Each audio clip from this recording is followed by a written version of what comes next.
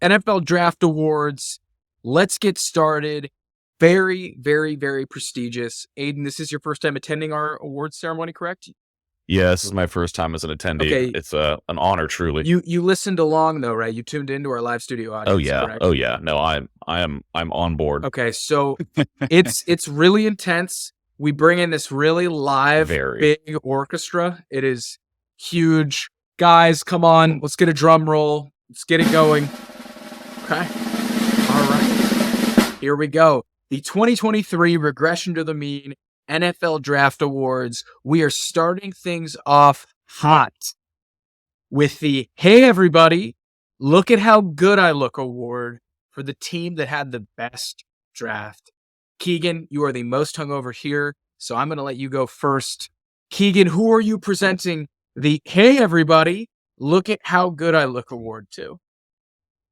It's got to be the Eagles for me. I mean, they just had luxury picks. They are a Super Bowl contender. They walk out of the draft with Jalen Carter, who kind of slid a little bit, and just overall Nolan Smith too. I mean, even if they just drafted those two guys, I would be like, that is one of the better drafts kind of in this year's draft in general. Gosh, I'm so hungover. It was pretty easy to just be like, oh yeah, like the Eagles are walking away here for like one of the better drafts because all they did was get better, and they lost some key pieces on the defense and they just replaced them. One school, one draft. Just like picking out of that Georgia team. Like now their entire team is like on that like national championship roster from Georgia, basically. So the defense is looking good, man. Gotta love what the Eagles did. I liked what they did. I think what was really cool for them was, I think Jalen Carter, if he goes to more than half the teams in the NFL, his career flames out and it's just an absolute disaster. But they have the infrastructure in place to bring in Jalen Carter, help him along with a lot of his, off-field issues and immaturity issues he have. You can put him on a team where he's really familiar with a lot of the guys he played with at Georgia. You've got a really strong foundation with Nick Sirianni, who seems to be a really good head coach his players really respect. And you put him next to his like best friend and mentor, Jordan Davis, who's on the Georgia team.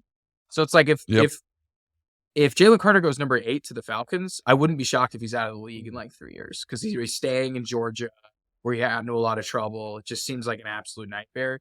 But it's like the Eagles are one of these one of these teams where they're allowed to take these risks on guys and they're allowed to make the obvious best player available pick because they don't have a lot of needs and they have a really good infrastructure to develop and insulate these guys. So it's like the rich get richer because they put themselves in such a good position. And they swing a trade for Swift. And they swing a trade for DeAndre Swift during the draft weekend as well too. I mean, yeah, it's a great day. How he does the NFL draft on easy mode. It's like they trade up and down with ease, and just like the best players just continue to like completely fall in their laps. And like you said, like they have a good enough roster to where like they're making those luxury picks. They can take the risk on Jalen Carter. It's not, they can do that because they're already a good team. It's like if the Bears miss on Jalen Carter, it is a nightmare. Like they need that. It's a disaster. They need that pick. Like Ryan Poles is like losing his fucking job. It's how he's like, it's fine. It's found money, right? Like they get to take that approach. And I don't know, are any of these guys really going to start for them next year? Probably not. Maybe, Jalen Carter plays for them, which I think is realistic. I think Nolan Smith is more of a project. He fell down the boards because of his, size. More in the rotation there, probably. So a lot of this is like depth luxury picks, but I think that they have a really sound approach. They take premium position players. They're not necessarily reaching. And sure, they might miss out. Like they didn't draft Justin Jefferson, they drafted Jalen Reagor. But the approach stays true. And if you have a good approach year over year, typically you're going to have good dividends. So yeah, I think that's a great pick, even though like my insides are burning inside, giving them credit, considering they are the Niners' biggest competition next year. Aidan, who do you think had the best draft? Yeah, I've got the Pittsburgh Steelers. What they did, like we had a lot of the same needs actually as Pittsburgh, and the picks they made were just awesome. Moving up for Broderick Jones at 14. Joey Porter Jr. slides out of the first round to them at 32 there. Then you got Benton and Darnell Washington too on day 3. I don't know too much about their guys rounds 4 through 7, but like those first 4 picks are incredible. I wouldn't be surprised if at least 3 or 4 of them are starting on day 1. I think they got guys at great value for some of their biggest needs. It didn't really feel like they had to reach or anything. So I No, I thought they kind of hit it out of the park. They'll be a team to watch out for. I'm kind of in the middle on Kenny Pickett, but this team's a lot better now. And a lot of like their biggest problems from last year have at least been, attempted to get patched up here in the draft. So, yeah, really excited to watch them next year. I thought they made some good selections as well. Washington slid because of his medicals. Joey Porter, I think people kind of fell in love with the name and thought he would go higher. Yeah, like at first round, like I know that's where he was mocked a ton for Joey Porter Jr. That is, and then it's like he slides to the second. It's like, well, why not? It's just like kind of stumbling into what most people had as like a first round graded corner. It's like get him in the second, and I kind of really like the Darnell Washington signing. Like obviously they have the Muth, like they're not really looking for a pass catching tight end, and like you get Broderick Jones and Darnell Washington to add some beef on that line, like. Maybe we're talking about Najee on the fringe RB1 territory again, right about there with some extra help up front. I like what they did. He's back. A lot of Bulldogs. He might be back. A lot of Bulldogs on that team too. They have a lot of Bulldogs there as well. Pickens, Washington, and then Broderick Jones, right, was a Bulldog, correct? Yep. So I liked their draft again.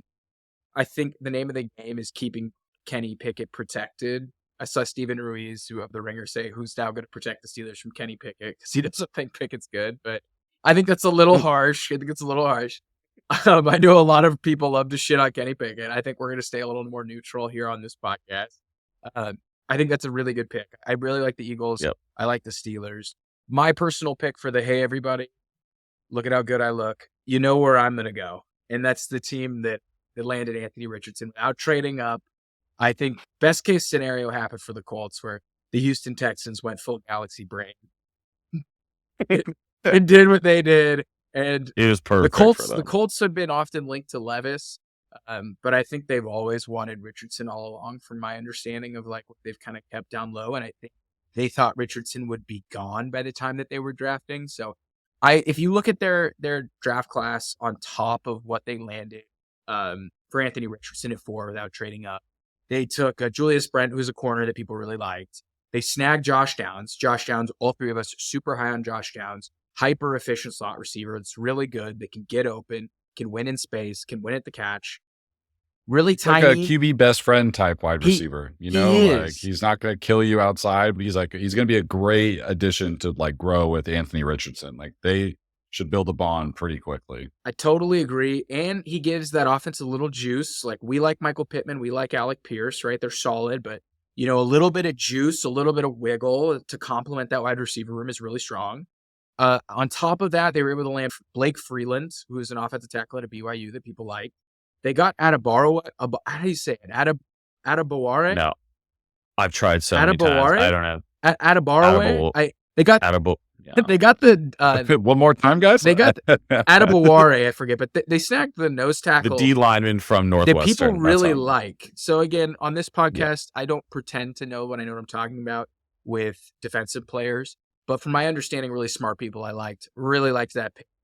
Looks like they picked up Darius Rush, who I knew Mel Kiper was really into, and Will Mallory, and they picked up Evan Hull, who's a receiving running back out of Northwestern. Great hands. It's really good at catching the ball. So, I think that they've created a really strong infrastructure for Anthony Richardson.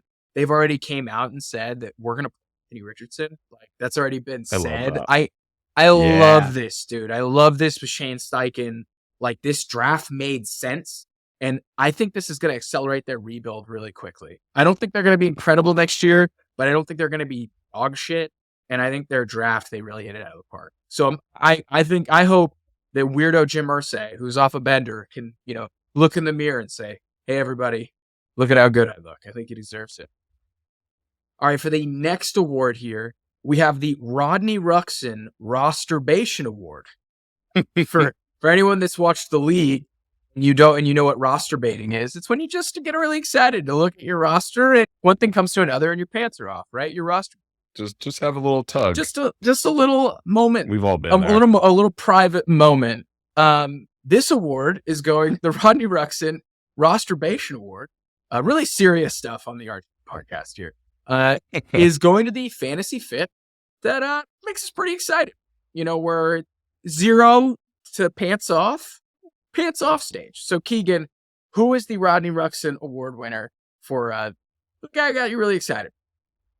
I believe Aidan and I have the same award winner here, and it's got to be Jordan Addison. Of all Bingo. the first round wide receivers, like I do like Addison. I'm not going to say that he was the one I thought was maybe the best out of the class, but of all the wide receivers, his landing spot is chef's kiss. Like he will get to play opposite of Justin Jefferson in a very pass friendly offense. Like he's going to draw like a ton of targets because Justin Jefferson's going to have so much attention on him. Like I think he will be an immediate fantasy impact player this year. Like a 7th round, like 6th round guy almost maybe in redraft stuff.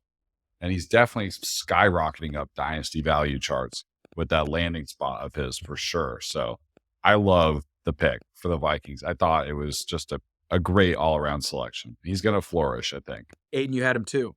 What's your thinking on Addison? Yeah, I absolutely loved that landing spot personally.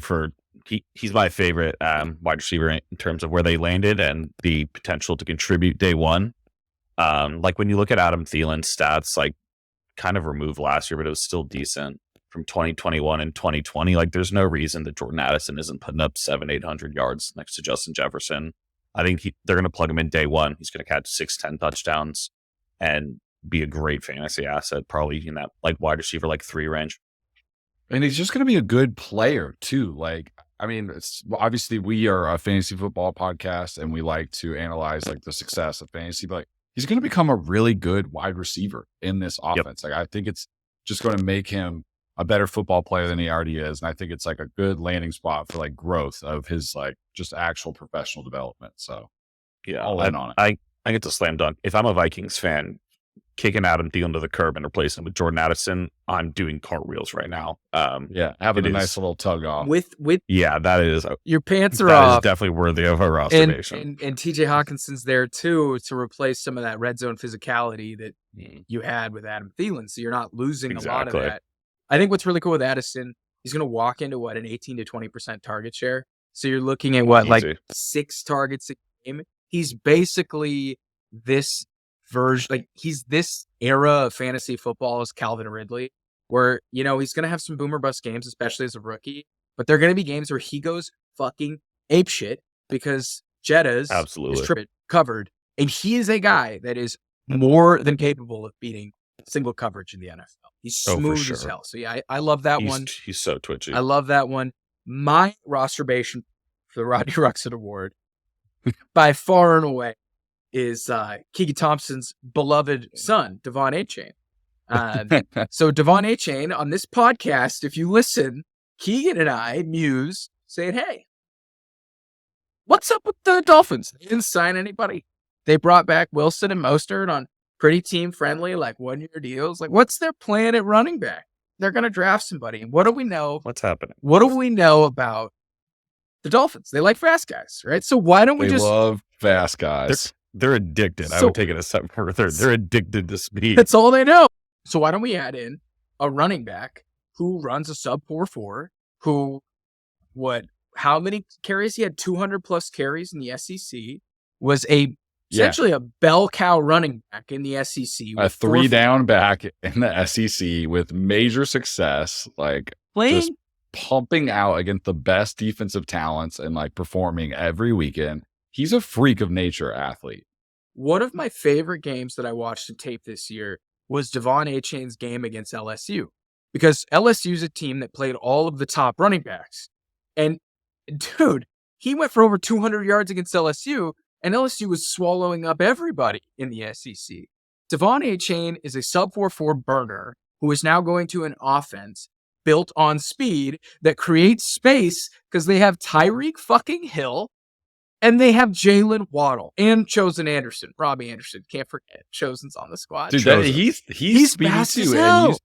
He's fast. And you've got Mostert, who is so fast too. It's a track team. They're a track team. They have a relay race team on the roster right now. They're a track team in the offseason. And now Devon Achane is going to go on a team with I think Jeff Wilson's like 28, Raheem Mostert's 31. Neither of those guys catch the ball. Devon Achane, excellent wide receiver. So instantly he's going to be on the field for third downs. And then all of a sudden, he should play a ton. He's going to be like a potential 3-down back on one of the best offenses in football. And I can't keep my pants on. I take them off. I don't even know how it happens. I put them on because I'm like, no, I'm about to be a married man.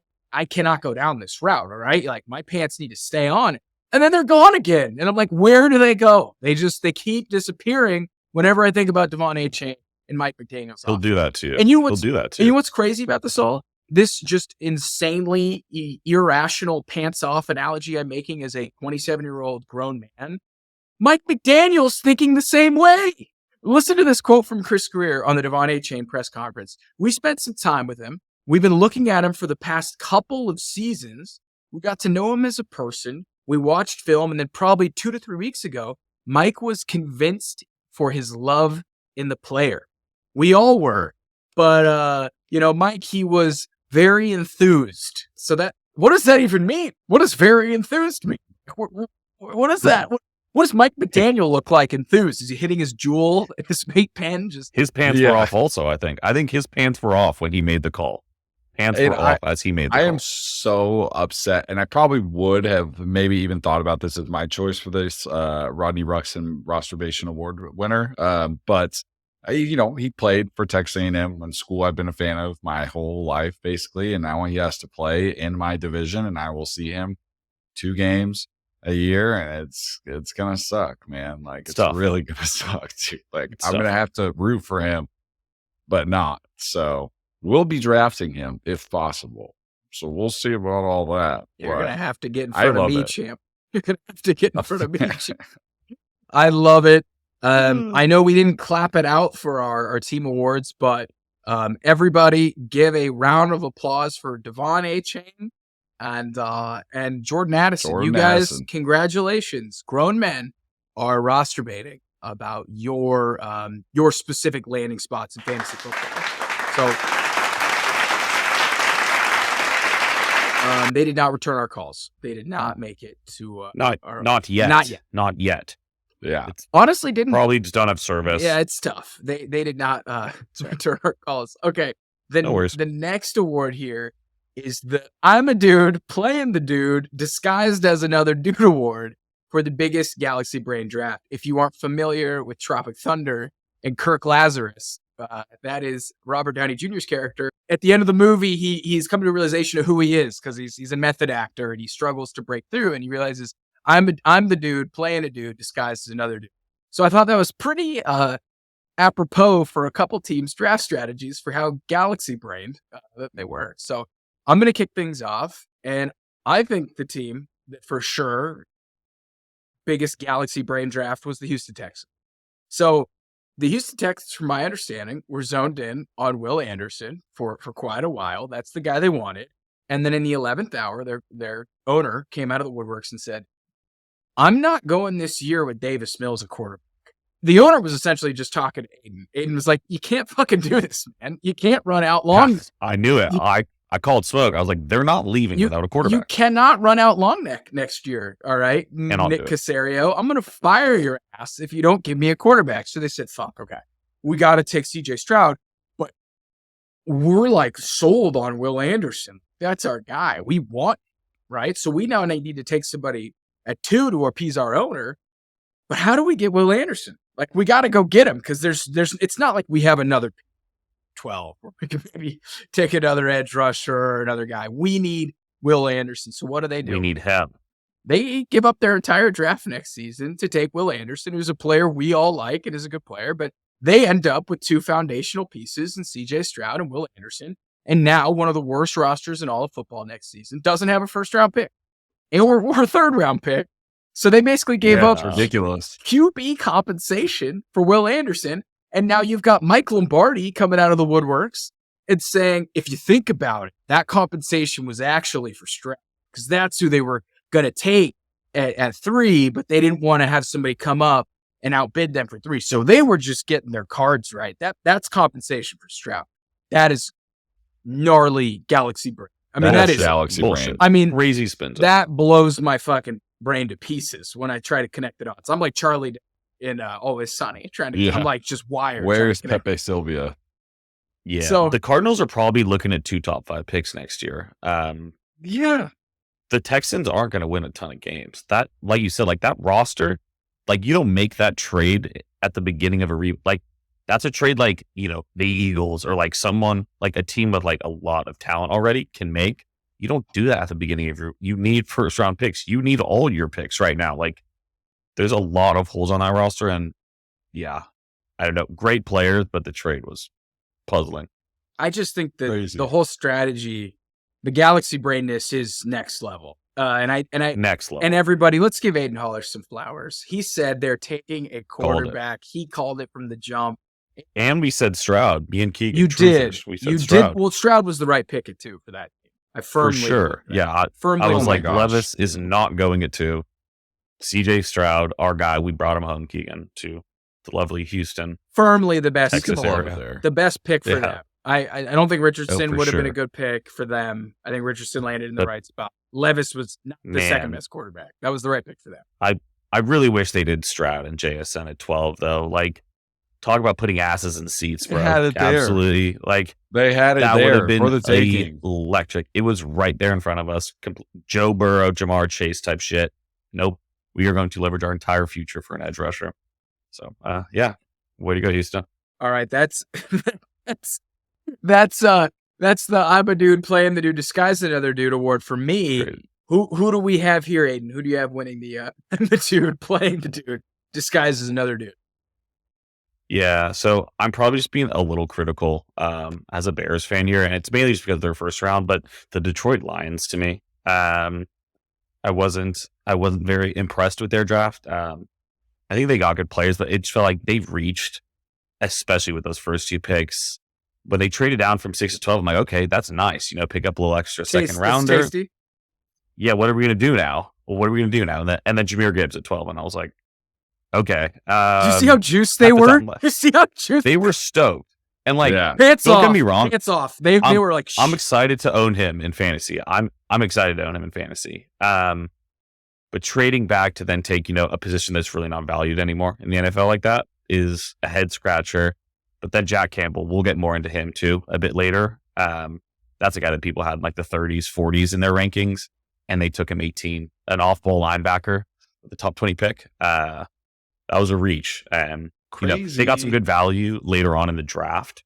But I think for a team that's been drafting so well, like the last, 1-2 years and really putting pieces in place, a growing roster, reaching on 2 kind of non-premium positions with your premium draft asset was, I kind of thought that was a dipshit move. what made this so galaxy brain, and Keegan, I don't know if you saw this with Ben Solak's tweet, where he took the first 5 selections from the Lions and he like reordered them, just like I saw crudely that. changing the arrows. And if you actually reordered, it was like, oh, they took Brian Branch, and then they took Jahmyr Gibbs, and then they took Jack Campbell, and then Sam Laporta. Like, whoa, they had a great draft. If you just reorder how they selected the guys, they ended up with like good players.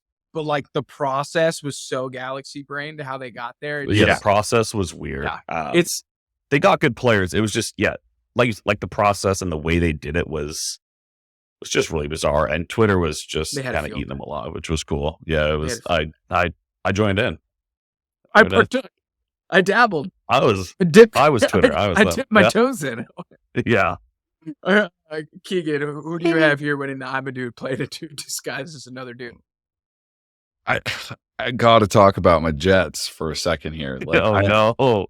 I like the draft. I do think there was a solid draft, but that pick swap, to get the deal across 13 to 15, and all of a sudden you're in danger of not getting a top tackle. On top of that, everybody knew who they wanted. Like they galaxy brain themselves into thinking like, oh, we're getting Aaron Rodgers, everything will figure itself out. It's like, no, you still have to approach the draft in a correct manner. And I mean, milking the clock on pick 15 all the way down to 0, and everybody knows they're trying to trade out of it. Like they wanted to recoup capital, and nobody's picking up the phone. And then the video of the war room after they do take Will McDonald is going crazy, and they're just like, oh, I freaking love this. Like I just think they kind of fumbled the bag in that first round, and like they way overthought what would be available, and then they just take big, best player available. It very much feels like a Robert Saleh draft pick.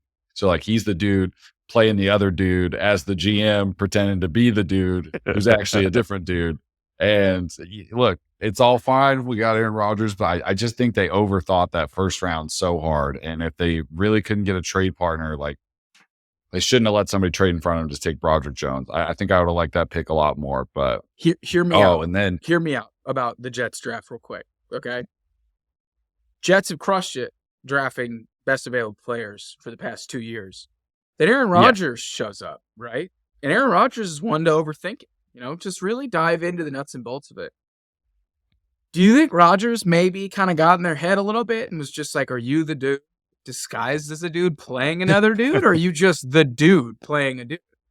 How do you think there was a moment where I thought in the draft, I'm like, I wonder if Aaron has any say in like what they're doing here. But then they went and just drafted like an edge, like linebacker. And I was like, nah, absolutely not. Like that is very much just like a solid pick. But They milking the clock He may have was a given big them a bummer. little ayahuasca though. Maybe slipped the front office a little bit of drugs. They were sharing. I heard They got a tackle later. They did get the center at pick 43 that Tidman, I thought it was going to be JMS, but I love JMS. Well, I heard that Will McDonald actually has watched a ton of YouTube videos about how Bush did 9/11. So that's why Rodgers so he's was a perfect super on fit, board. yeah. I heard he was super on board for that. He's like, wait, jet fuel can't melt steel. So like he was just super on board for that draft pick. So congratulations to a trifecta of award winners, the New York Jets, the Detroit Lions, and the Houston Texans for the teams that are playing the teams disguised as another team. Congratulations.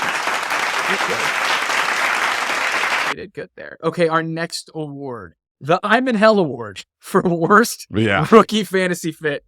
Aidan, who do you have winning the I'm in Hell Award for the worst rookie fantasy fit? Yeah, so this one actually bums me out quite a bit. I went with Zay here. Oh, wow. Yeah, so the main reason here is like I was really hoping he landed 21 there to the Chargers. Like him in a pass-happy offense, I would have really preferred. Baltimore's pretty consistently in like the bottom 5 for pass attempts. And you've got Mark Andrews there, who's obviously going to be, the largest target kind of hoarder there. And you got a few other pieces there. Like I think he's their wide receiver 1 in my opinion. Like he's definitely the most talented guy in that group. I'm not buying either Bateman or. You think he's more talented than Bateman? I think so. Wow. Yes. Okay. I like it. I think so. Yes. I'm just worried about the volume with him. Really. That's kind of my issue here in terms of like these high end, kind of like flex players. It's really just volume for me. I'm concerned how he's, like a top fantasy asset in that offense. Over under Zay Flowers 65 receptions. Under. I'll say like 57 is what he. Yeah, I'm probably taking the under there, which again is is not ideal for a guy I want on my fantasy roster unless you're converting high number of those into touchdowns. Maybe he's good second half of redraft. That's when he pops off. So I'm still going to try to get my hands on him. Don't get me wrong, but I mean, do not get me look, wrong. Bateman can't stay healthy, and neither can OBJ. Mark Andrews got banged up last year. Maybe we're halfway in the year, and Zay Flowers is just man standing. And all I know is Lamar's got a fucking cannon. Zay Flowers runs a beautiful go route. He's steep downfield. I think they're going to be. We can have something. I think Scott Hansen multiple times next year. Wait until you see what the rookie from Baltimore just did, and it's just exactly. Now he basically is just Marquise Brown, which is kind of. I don't know why, Shaun, but you saying that, just like emulating Scott Hansen, just kind of gave me chills. Like, just thinking about him being like, wow, just wait till you see what the rookie in Miami just did. Okay, Keegan, I'm going to give you the floor here for the I'm in Hell Award because your guy has now landed in kind of a trash can situation for fantasy. Well, tell us a little bit about your winner.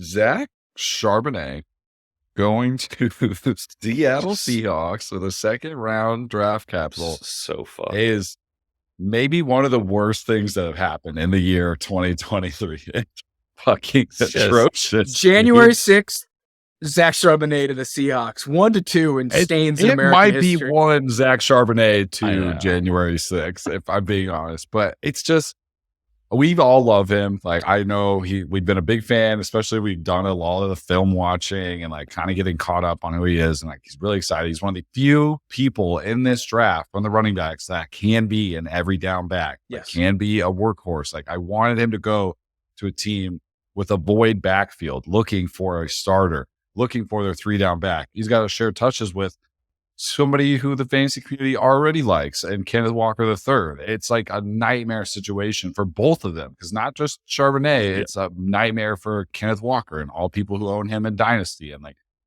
is it going to be committee approach? Like, Zach Charbonnet might take over from Kenneth Walker. Like, he might assume that like heavier back role, and I think Kenneth Walker comes in very much in play. That's Zach Charbonnet. And that's a nightmare. He's a starter. Like, Kenneth Walker was really, really good last year, dude. Like, yeah. I don't want to burst the Kenneth Walker bubble, because I was telling you this guy before we hopped on. But JJ Zacharyson had a tweet.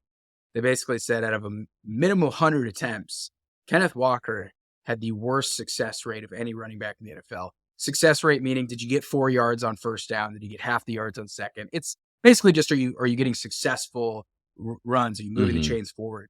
And that's pretty indicative of Kenneth Walker's tape, right? Where he's just hitting these huge 80-yard touchdowns, which are just major somebody hose me down moments on red zone, right? Where we're just juiced for fantasy.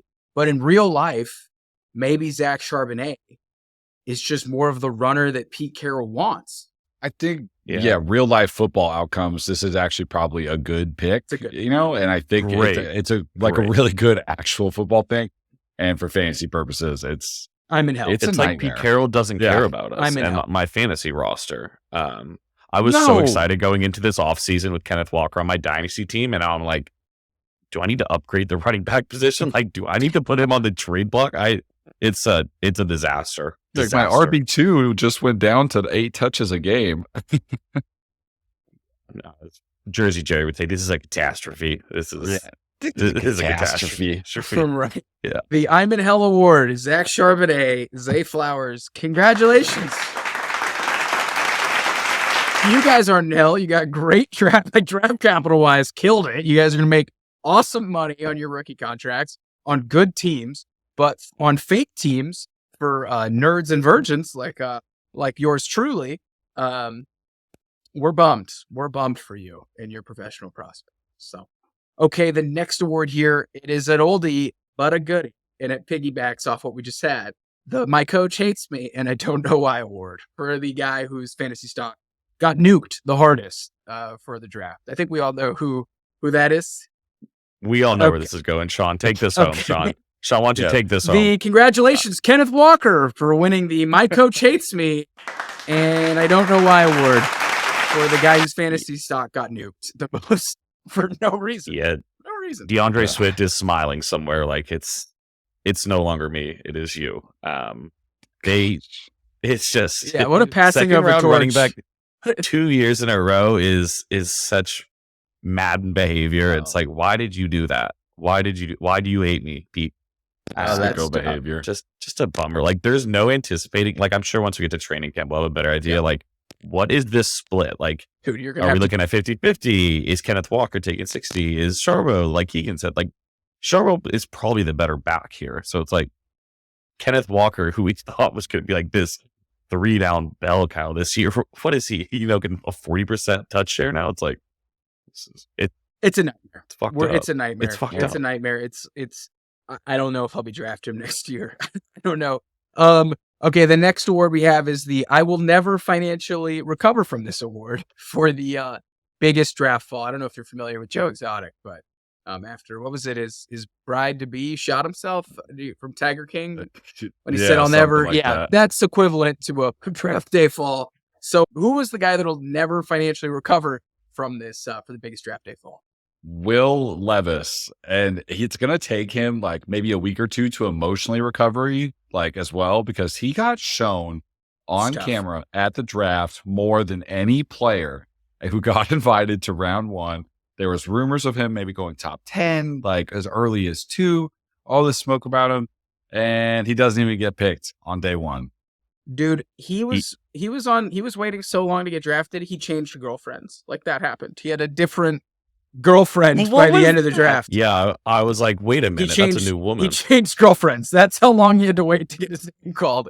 He didn't even show up for day 2. He didn't even show up. Would you? Dude. Oh, I'm not going back there. I'm not going back there ever again. Like Kansas City is like a do not go destination for me after this weekend. Do you guys see the video of him leading up where he's like, of course I'll go to the draft, but if I think there's any danger of me falling to second, I'm not going to go to the draft. And he didn't go. That was freezing cold take, dude. And like the money that he would have made in the, like we all thought he was going to go top 5. Like when draft day came, the money between the top 5 pick and where he landed is, he's still making millions. So don't feel too bad for him.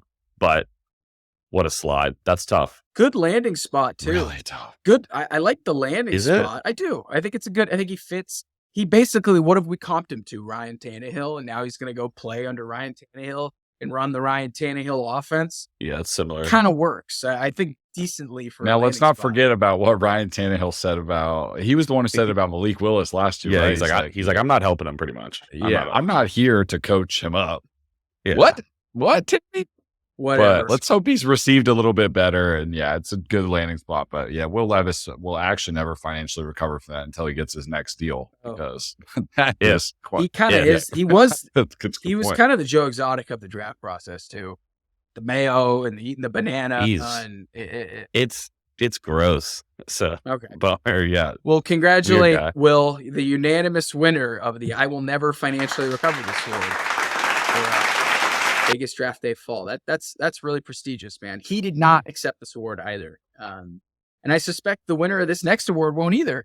And that is the Not at the Table Carlos Award for most embarrassing draft moments. If you've seen The Hangover, it's where baby Carlos is throwing a greedy beat at the table over at the pool party. He's roster baiting, if you will. He is roster baiting. And he's just not at a young age. Not at the table, Carlos. It's inappropriate. Who had the most inappropriate or embarrassing draft moment? What do you think it was? Let's go with yours first, Shaun. I think it's kind of a no-brainer. I think we need to here. talk about this. Yeah, I think let's just go with yours as our unanimous selection here because that was weird. Okay, so first and foremost, Lukas Van Ness goes 13 overall to the Packers. It shows Van Ness. They call him what is his nickname? Hercules. He's a very big human being. He's people think he's kind of whatever. I'm gonna act like JJ Watt comp. Yeah. Okay. So he's, surrounded by a bunch of women, right? Like I'm getting comments in group chats being like, whoa, Van Ness, surrounded by a bunch of smoke shows, whatever. I personally don't partake in all that. I'm in a relationship. So I don't really know. I don't see any of this stuff, right? I'm blinders. So I'm getting all this information like, okay, that's cool. Good for Van Ness. And then later on Twitter, I see that it's like, whoa, did Lukas Van Ness's dad smack his girlfriend's ass on live TV? And you're like, what? I think he did. What? So he gave a double tap. Okay, so it's like everyone's high-fiving. That was not one. It was a double tap. And I don't know if he okay, we'll break it down in a second, all right? Let's set the scene for our listeners who haven't seen it yet. So Lukas Van Ness is high-fiving. They announce his name. He's going to the Packers, whatever. Gives his girlfriend a big hug. His girlfriend is also Cole Kmet's little sister, Frankie Kmet. So that's good to remember here. And she gives Lukas Van Ness's dad a big hug, like, congrats, our boy did it. He's going to the league, like, going to the Packers. That's awesome. And then the hug's over. Mr. Van Ness, double ass tap. I wouldn't say full palm smack. It wasn't like anything that's going to, like, leave you humiliated forever, right? But it was a double hit. There was a double. It was full cheek. It was a healthy amount of bottom. Might have been a scoop. I don't know if there was a scoop involved on the second tap, but it was a double tap. He was clean as day, double tap to his son's girlfriend's ass on his son's biggest day. I don't even know how to process that. I can't even imagine the doghouse that Mr. Van Ness is going to be in right now. Like that is unparalleled levels of I'm in hell. He might actually win the I'm in hell award if we do this draft again. Yeah, he's in hell. I don't know what, like, not at the table, Mr. Van Ness. What are you doing, dude? Like, you've brought shame onto the Van Ness name and Cole Kmet. That's Cole Kmet's little sister. It's Cole Kmet's. That's my tight end. Teammates are probably hitting him up. Cole Kmet, the future of the league. So it's just like it's tough. Like, what do you do from here? What's your next Yeah, move? that pretty was bad. What's your next move? that was very embarrassing. What's your next move? How many Coors Lights, Aidan? 9? 10? Or was he doing Probably Coors Heavies? more. Was he drinking banquets? Those are rookie numbers. Banquet? Yeah, those are probably banquets. Probably a dozen plus. 12 banquets? Over, under? Over smash. That's tough. Smashes the over, then smashes some tush. It was just crazy.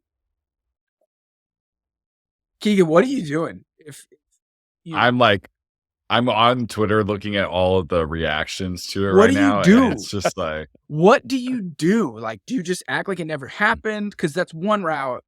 That's probably the route he's going to go.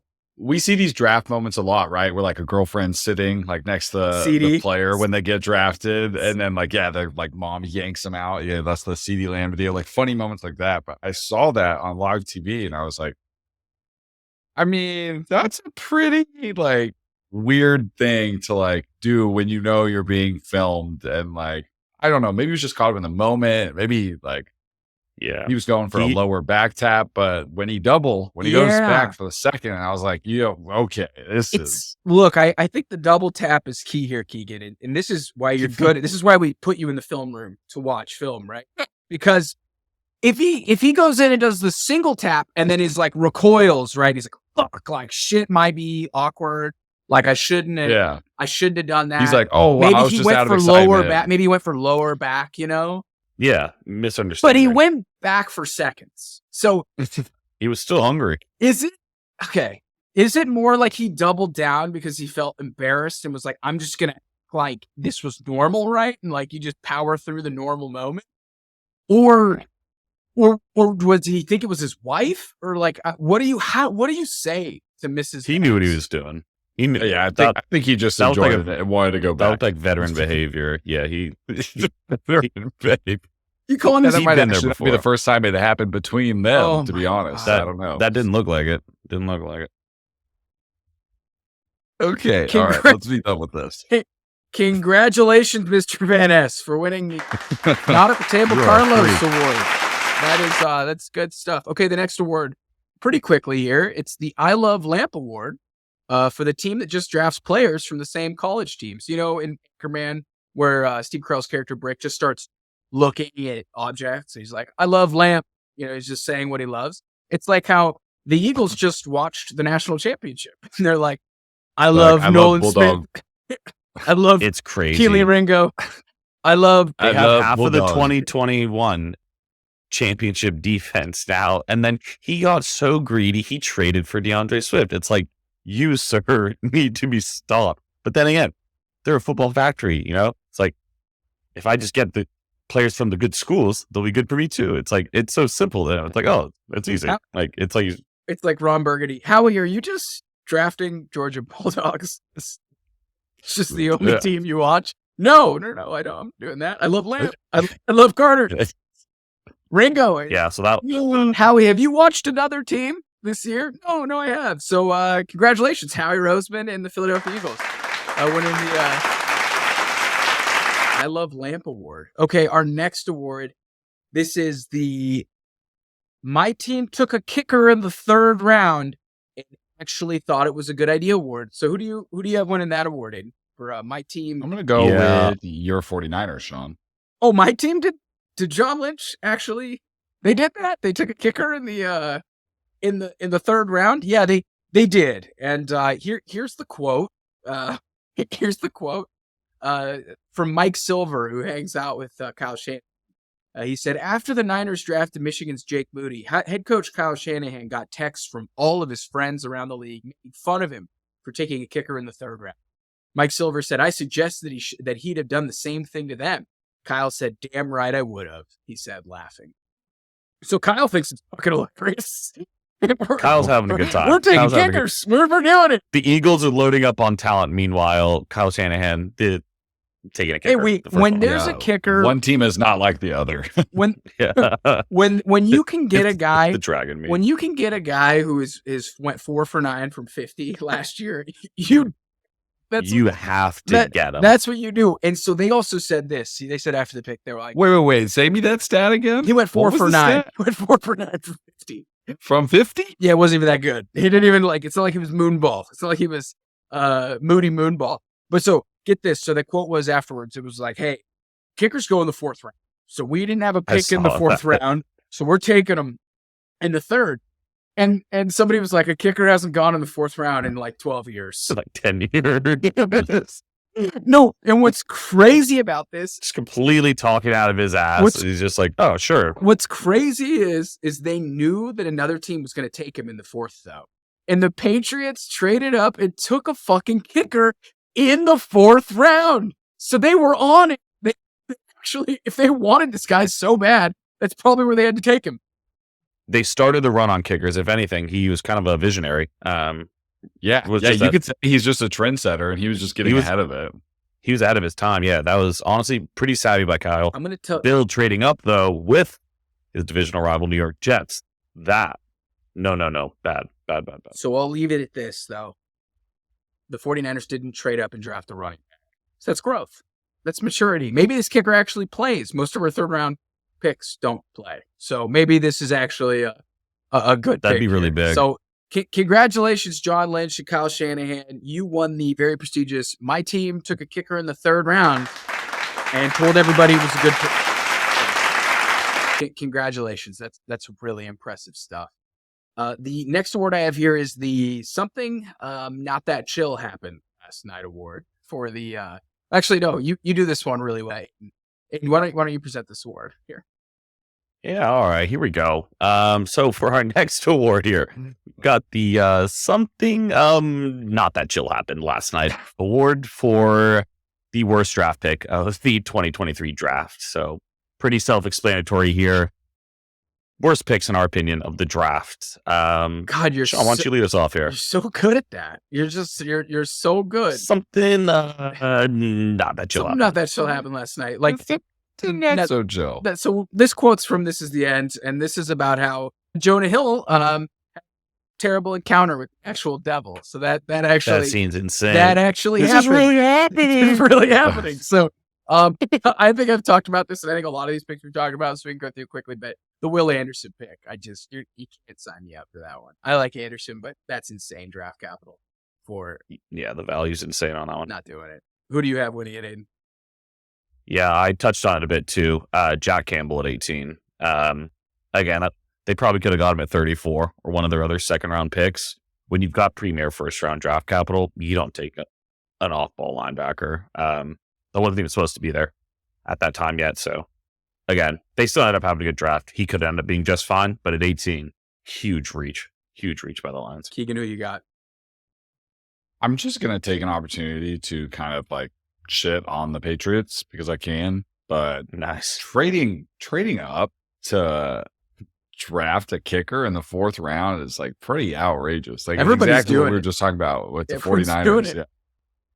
I don't know. Maybe I'm just like not galaxy brain enough because Kyle Shanahan and Bill Belichick, who are 2 really well-respected coaches, have drafted kickers in the 3rd and 4th round this year. And maybe there's a renaissance going on that I'm not really sure or aware of, but I don't even think the kicker they drafted was that good. I think he's like similar in skill to like the one you guys drafted in the 3rd. So I don't know why you would do that. Like, I can't get behind that. It's called Get Your Guy, Keegan. All right. They just had to do it. Yeah. Okay. They went and got their guy.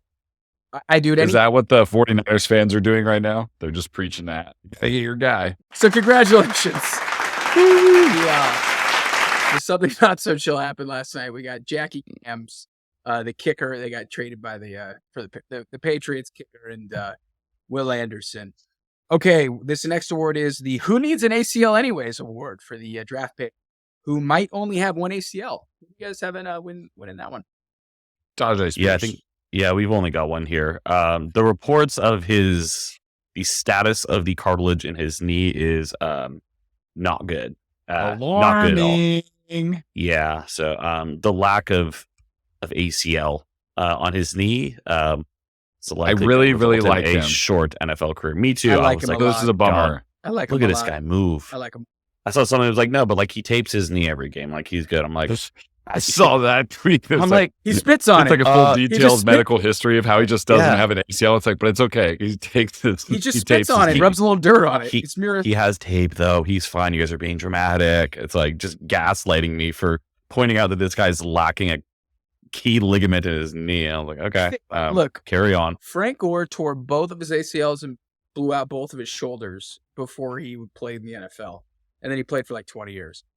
Yeah, it's a very rare use case. Yeah, and that's why everyone only ever brings up Frank Gore. It's like, well, it could be Frank Gore. And it's like, is there anyone else you can name? It's like, no. Like, he also was okay, 5'9". thank you. He was 5'9", 216, and none of his game was predicated on speed. It was just mostly being a really good, crafty bruiser runner. So I don't know. I think Tajay is going to be fun, really cool, fun compliment to Derrick Henry, but I don't know how you're supposed to have a super long, productive NFL career with one ACL.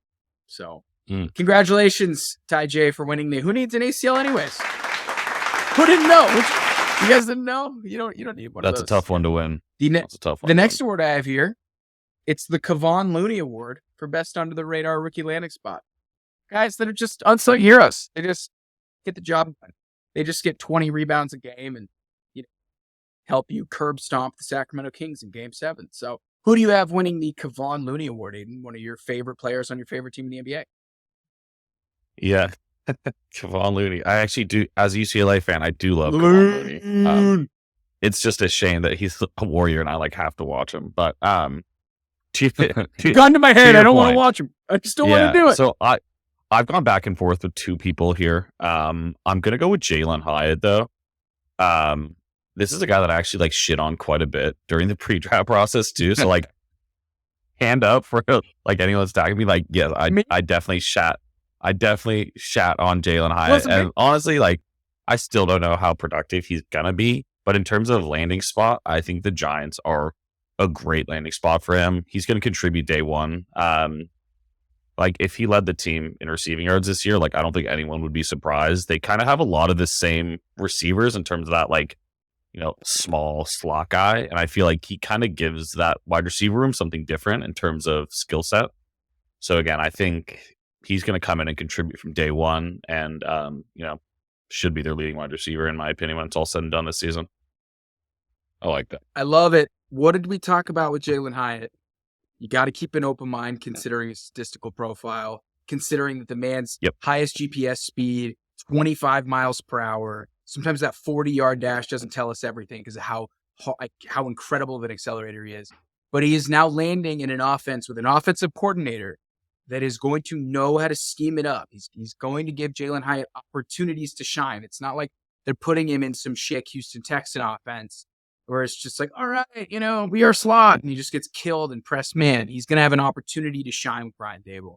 I love that. Keegan, who do you have winning the Kevon Looney Award?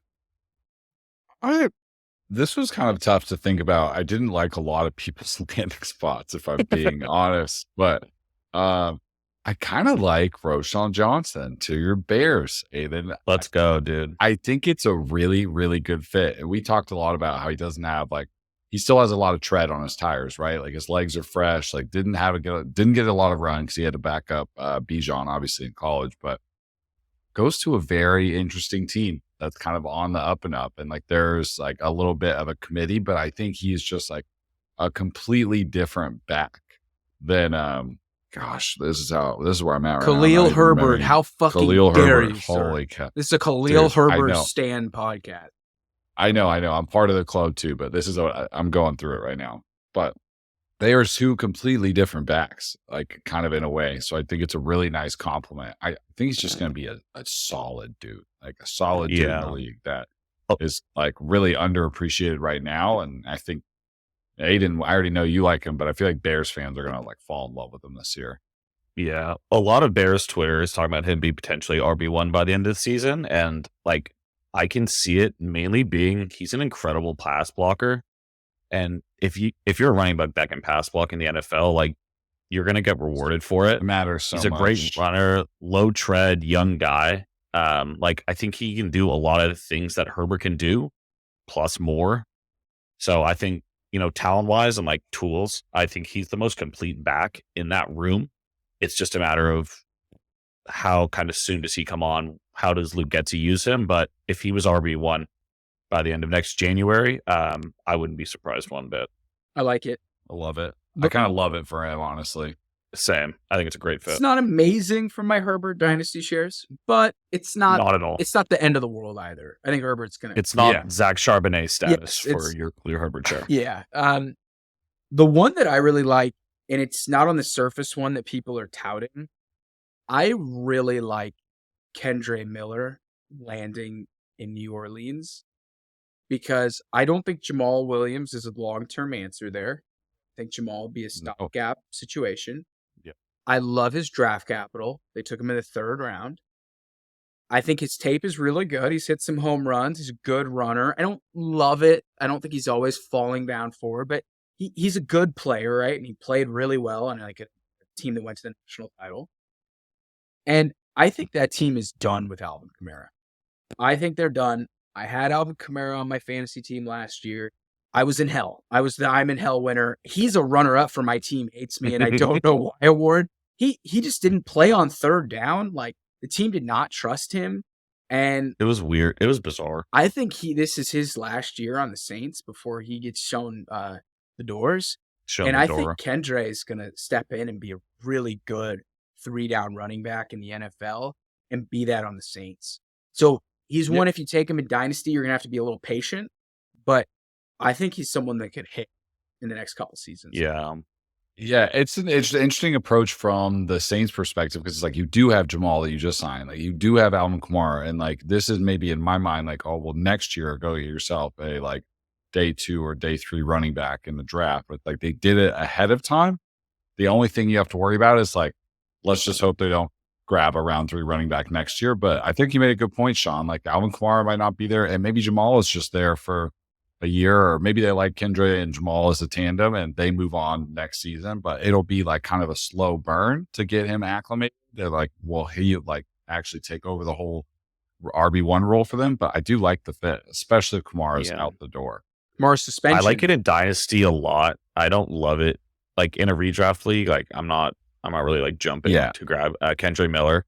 But in Dynasty, tossed him on the taxi squad. Like I don't know how big of a contributor that he's going to be this year with that room that we talked about, but I think his 2024 prospect and a potential is what I'm really excited about. So if I can grab him in Dynasty, stash him for a year, I think it's a great landing spot for him in terms of what can unfold for him. All right. Well, congratulations, Kendre, Roshan, and who did we have here? And Jalen Mr. Hyatt. Congratulations, gentlemen.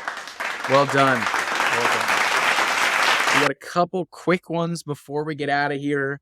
The We're Clearly Tanking award for the team who didn't take a quarterback or really didn't do much and is clearly looking at Caleb Williams for next year. I'll start. I think it's the Tampa Bay Buccaneers. They made a bunch of selections like a team that was trying to contend when they need a quarterback. And I think they're missing from the forest from the trees. And I think they're going to be really bad next year. So I think that they're going to be in prime position to take Drake May or Caleb Williams. So I think they're tanking for next year. Who do you guys have? I think you have the same people. Yeah, Cardinals. I think this one's more obvious. Yeah, Cardinals, like they're going to have 2 top 5 picks. They drafted a QB late. Kyler Murray's, going to play maybe half a season. That roster is bad. It just needs so much work. And I think they did a really good job in this draft, like acquiring capital, especially that trade with the Texans to get them some extra stuff next year.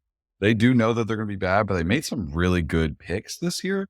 And I think if they're going to tank, I think they're doing it the right way. At the very least. Yeah. They got to trade away Hopkins at this point and like really put this thing in motion. Because I think without Hopkins, without Murray to start the year, like they're going to win 3-4 games, dude. The Seahawks and Niners are both be very good. Like those are 2 gimmies for both of those teams. Like they're not going to win a ton this season. I can already. That's like 4 losses on their season. That's 4. already. Yeah, pencil that in. Those Probably split with the Rams. I don't know. They might lose both of those too. They could lose. Yeah, both of those. They're going to well suck too. I don't think Kyler plays next year. I think Kyler's on a different team. Either yes. I think Kyler is running out of time. Congratulations, Kyler. You are a Los Angeles Rams. No, that's Caleb. Hey, the Rams are sneaky too. The Rams are sneaky. We're going to suck ass team, but I don't think it was as clear. Oh, yeah. I don't think it was as clear as the other 2. So congratulations to the Cardinals and to the Bucks. The next award we have here is the Gimme Gimme Award. for Aidan Haller. Let's go. For the guy that you'll be drafting no matter what next season. You would say gimme, gimme, right? You would say gimme, right? Gimme. In reference to our Deuce Vaughn, our Very meta our Darwin, award which is reference here. Now at 111K. Okay, so I'll kick things off here, gentlemen. The first pick I'm going with, and you guys know who it is, Anthony Richardson. I'm taking him no matter what. I'm taking him no matter what. Redraft. You're going to own him in Dynasty. Let's You're going go. to take him probably in a redraft league. I know you are. You're going to end up with him on your Dynasty roster. He's going to end up with a jersey. Yeah, Shaun is all in. All in Anthony Richardson. What's his? I'm going to show up to our draft what's in his a little Colts celly he Anthony does? Richardson jersey. Yeah. Oh my God! His first 80-yard touchdown run, followed up by his first check down that he sails 8 rows deep, is just going to be. The experience is going to be. It's going to be a when roller he coaster goes for 7 sure. for 32 in a game and scores 40 fantasy points. It's just going to be chef's kiss. It's going to be unreal. He's a freak. Yeah, I'd like to get my hands on him. Rushing QBs. Not like Lukas's father. Not like Lukas's father. But I would like him on my roster. This podcast, there's been a lot of horny innuendos. There's been a lot. A lot of okay. No, okay. So mine was strictly from a fantasy ownership perspective. Okay. Aidan, trying to beat my peers. Aidan, who's winning the Gimme award? Yeah, so I kind of shit on this pick too. Actually, was Jack Campbell? You're taking Jack Campbell IDP? No, I'm going Gibbs. Actually. Again, I hated the value there. I thought that was a huge reach. But I think with DeAndre Swift being gone now, in PPR format, Gibbs is going to get a ton of touches. It's just him and Monty now. With all three of them, I was like, this is a disaster.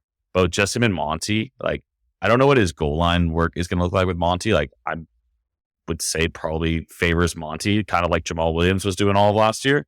But I think they're going to line him up everywhere and get him the ball as much as they can. So I'm definitely trying to get Jahmyr Gibbs on my fantasy rosters this year. I'm with it. I am with it. Keegan, who are you taking? Who's your gimme award winner?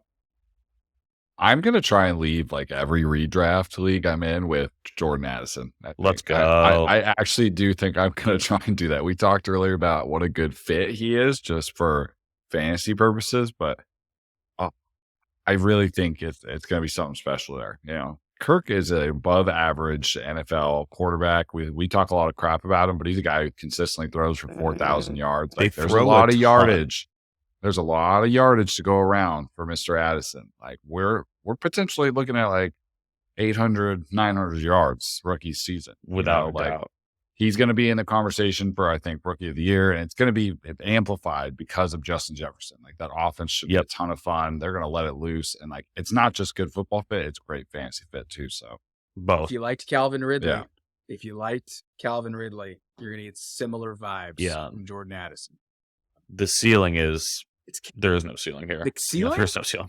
I think the ceiling's a little capped. I just think I'm really excited about his floor. I think his floor is just. He's gonna just playing next to Justin Jefferson is so cool with the route tree that he possesses and a good quarterback. Yeah. Good offense. He's in a good offense, clear role. He's really good. Yeah, I'm with it. I love that. So it's a match made in heaven. I will also be owning him. All guys that are going to go in the first 7 picks in dynasty drafts. So the gimme guys. Yep. I love it. Okay. Yep. Yes. A lot of gimme guys there. Our last award before we get out of here, it's the I didn't get canceled award. You're like, what? I blacked out tweeted that. No one canceled me for the guys that kept their jobs somehow through the NFL draft and through free agency. I'll start first. Is Dameon Pierce. The Truthers will have another offseason. He was the starting running back somehow, some way last year, was great before he got hurt and the Texans gave up. And now he's by far and away the starting running back. An offense that should be better with a better offensive coordinator and better quarterback play. So congratulations, Dameon. You didn't get canceled. I don't know how you did. It was impressive. Yeah, until they sign Ezekiel Elliott in a week. Oh, I'm fine. Please, that would make me feel even better. I'd be even safer. I feel really good if that's the guy that they brought in. Aidan, who do you have the I didn't get canceled award winner? Yeah, I'm going to go with Rhamondre Stevenson. For similar reasons. We've all got running backs here, and I think those are the ones you really get worried about. multiple wide receivers can coexist in offenses while we're talking about Jordan Addison. But I think Rhamondre Stevenson is going to be a top 10 running back this year. Like, we've seen what he can do, and he's going to get a ton of touches. And yeah, they didn't take a running back to, split that workload with him. I think they're very high on him, as is the fantasy community. So big win for the Patriots, big win for us. As Rhamondre, baby. Yeah, I'll be sprinting to the board if Rhamondre's there this year. We kept Rhamondre. What did it cost us? Zach Sharp. It cost us a Zach Sharp. So Rhamondre remains intact. Pure Strong is going to be kind of in the background a little bit. If that's the only competition, I'm feeling great. I'm feeling really good. Pretty good about it. Keegan, who do you have? Tony Pollard feels like a huge winner post NFL draft. I mean, Cowboys were somebody that people were trying to mock. Gibbs and some Bijan stuff too, like Charbonnet. Yeah. Kind of a lot of mock drafts had them getting some type of running back out of this class. And I think Tony got kind of walked away unscathed and just like, he's really good last year. Now, I'm not sure if Tony Pollard is the every down back that the fantasy community would like him to be, but at least I know now that barring any like free agency things or like stuff like that, his spot is pretty safe. And he's going to have Lenny. Yeah. Lenny's going to the Texans. It's the Cowboys. Yeah. I think Pollard has RB1 upside. Breaking news. Dallas Cowboys have signed playoff Lenny Fournette. And I'm like, then I'd be sad. Man, I would shit my pants, dude. The Schefter tweet's coming. I know that. I think that one makes a ton of sense. Dalvin Cook is going to ruin somebody too this offseason. Yeah, he's going to get cut, right? But I thought he was going to Miami. I think he's still Miami. But what's up with be a bummer. Madison? Madison's just sitting there. He's got like a 1 or 2 years left on their deal, and they like him a lot. Wait, you know who went to the Vikings? Dwayne motherfucking McBride. Dwayne McBride. Oh, yes, you're right. Oh, yeah, I kind of forgot about that. You are totally right. The man, the myth. That's sneaky. That's a sneaky one. If Cook gets that is nice. That's a tasty ticket, is all I would say. It's a tasty ticket. But that's our awards. That was a hell of an award show. If you're still with us, hey, go tell your loved ones you love them. Go touch some grass. Do not be anything like Lukas Van Ness's dad. If you have an opportunity to just not do that, you're going to have a probably really good week, month, year. Keegan, thank you guys so much. The draft was so much fun. It was a great learning experience. Constant phone buzzing between the three of us. Yeah. Phones just lighting up. I'm kind of sad it's over. Honestly, it's like the best time of the year is coming up. Yeah. It is now fantasy draft speculation season, and we just get to make shit up. We just get to. I might hit a full 15-round mock later. I'm gonna start mocking recklessly before training camp even begins. Have you guys done Best Ball Mania for you? Nope. No. Well, let's hop in, boys. It's $25 entry. Let's go against some professional fantasy players and see if we can win it. Yeah, why not? All right. Twist my arm. Yeah, let's do this. Twist my arm. Yeah, you really had to talk us into it. Right. Twist my arm. I get to draft against other people. Oh my. All right, boys. Again, like we said earlier at the top of the show, we're gonna be out for a couple weeks, and then we'll be back. We're gonna start Dynasty coverage. We're gonna start draft coverage. It is gonna be incredible, and we are pumped. It's gonna pick up fast, man. We have passed a big milestone in the fantasy world. In the football the draft is complete. We know where all these guys are, and now it's time to start speculating some more. So it's going to be great. It's really quite beautiful. Yeah, it's beautiful. It's going to be great. All right, boys. Thank you for joining us for draft season, and we're going to flip the calendar, something special. It's going to be a ton of fun. And thank you, everybody, for listening, as always. Shaun, enjoy your travels.